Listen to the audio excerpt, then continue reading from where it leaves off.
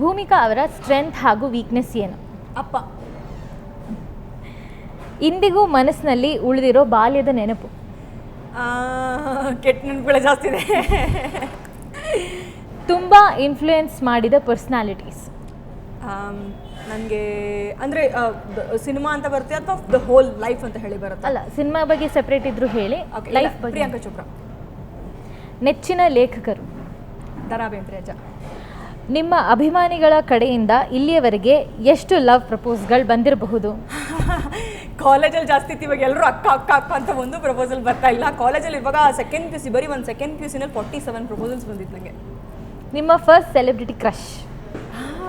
Daali Dhananjay sir. ದುಬಾರಿ ಹಾಗೂ memorable selfie ಅಂದರೆ?